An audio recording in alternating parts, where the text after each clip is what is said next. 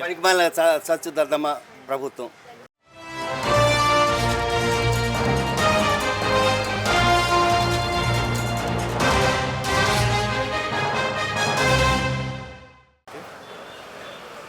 నమస్తే అండి, మీ పేరేంటండి?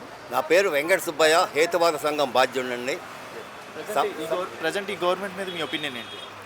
గవర్నమెంట్ అంటే చంద్రబాబు నాయుడు గారు బాగా పారదర్శకంగా చేస్తానని అంటున్నాడు కాబట్టి బాగా జరుగుతుందని, సమస్యలు తీరుస్తాడని మా ఆలోచన. ఎందుకంత నమ్మకం ఏంటి చంద్రబాబు నాయుడు గారు? అంటున్నాడు కదా, పారదర్శకంగా ఉంటుంది, ఖచ్చితంగా చేస్తానంటున్నాడు కదా, అందువల్ల ఆ నమ్మకంతో వచ్చాం. ప్రీవియస్ గవర్నమెంట్ మీద మీ ఒపీనియన్ ఏంటి? Last 5 years BJP previous government మీద పరిమాణ సచ్చుదర్దమ్మ ప్రభుత్వం.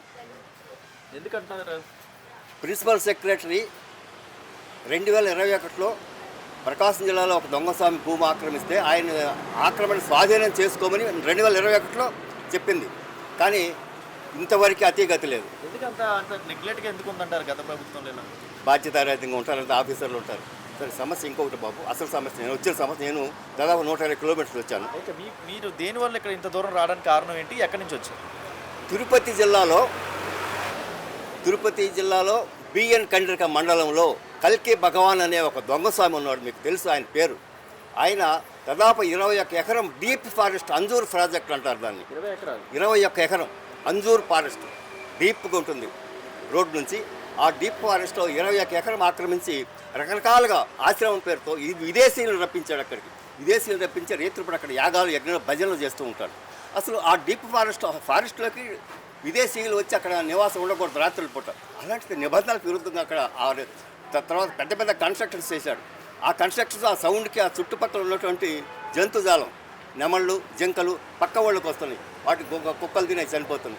అంతేకాదు అక్కడ ఒక కొలను ఉంది, సహజమైన కొలను, నీటి ఇది, దానికి కూడా ఇబ్బంది కలిగిస్తూ ఉన్నాడు. ఆ పక్కనే ఎర్రచందనం ఫారెస్ట్ ఉంది, దానికి రక్షణ లేదు.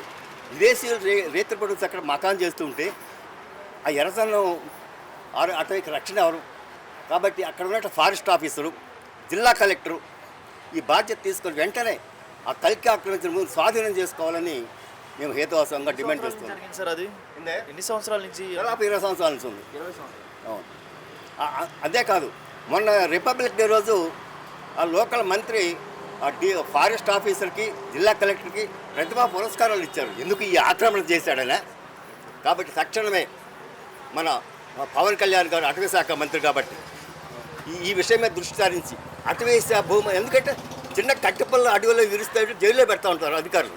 అలాంటి 21 ఎకరం డీప్ ఫారెస్ట్ ఆక్రమించి మోసం చేస్తూ ఉంటే ఆ పెద్ద పెద్ద కట్టలు కట్టి ఏం చేస్తున్నారు? ఎక్కడ నిద్రపోతున్నారు ఫారెస్ట్ అధికారులు? ప్రజలు ఏమంటున్నారు? ఊరి ప్రజలు ఉంది, వాళ్ళకి దీని మీద వ్యతిరేకత ఉంది. కానీ అక్కడ భయం, కల్కి అంటే భయం. కల్కి అంటే భగవాన్ కదా, సరిగా బాబాలంటే సరిగా భయం ఉంటుంది జనానికి. అందువల్ల వాళ్ళు జంతువులు ఇబ్బంది పడుతున్నారు, చుట్టుపక్కల ప్రాంతం చాలా ఇబ్బందిగా ఉంటుంది, ఫారెన్ వాళ్ళు వచ్చి ఇక్కడే అన్కంఫర్టబుల్ జోన్లో ఉంటున్నారని చెప్పి మీరు ఈ లొకేషన్ కరెక్ట్ కాదని చెప్పి చెప్తున్నారు.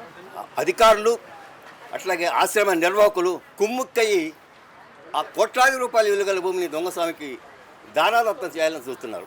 ఈ విషయంలో ఖచ్చితంగా పవన్ కళ్యాణ్ గారు జోక్యం చేసుకొని తక్షణమే ఆ ఫారెస్ట్ ల్యాండ్ని స్వాధీనం చేసుకొని ఇప్పటి వరకు ఎవరైతే అధికారులు వాళ్ళకి మద్దతు పలుకుతున్నారో వాళ్ళ మీద చర్యలు తీసుకోవాలని కూడా మేము డిమాండ్ చేస్తున్నాం. మరి పవన్ కళ్యాణ్ గారు అంటున్నారు కదండి, ఎక్కడ అవినీతి జరిగినా నేను ఉంటాను అక్కడ అని చెప్పేసి అని, ఎక్కడ తప్పు జరిగినా నేను ఒప్పుకోను అని అంటున్నారు.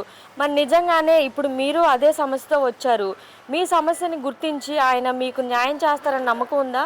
చూద్దాం ఏం జరుగుతుందో చూద్దాం. ఇప్పుడు పవన్ కళ్యాణ్ గారికి ఈ విషయం తెలుస్తుంది కదా. అంతేకాదు, నేను 6 నెలల క్రితం పవన్ కళ్యాణ్ గారు ప్రమాణం చేశాడు కదా, అదే రోజు 2 రోజుల తర్వాత నేను ఇదే విషయాన్ని పవన్ కళ్యాణ్ గారు రిజిస్టర్ పోస్ట్ చేసిన లెటర్ అయినా స్పందన లేదు. అందుకని ఇప్పుడు నేరుగా కలుద్దామని వచ్చాను. అవసరమైతే మంత్రి గారిని కలుస్తాను. ఓకే అండి, ఒక మాటలో ఏం చెప్తారు ఈ ప్రభుత్వం గురించి? ప్రభుత్వం పారదర్శకంగా ఉంటుందని చంద్రబాబు నాయుడు గారు అంటున్నారు కాబట్టి నిజాయితీగా ప్రజలకి అనుకూలంగా సమస్యలు తీర్చే విధంగా ఉంటుంది అని అనుకుంటున్నాను. ఓకే.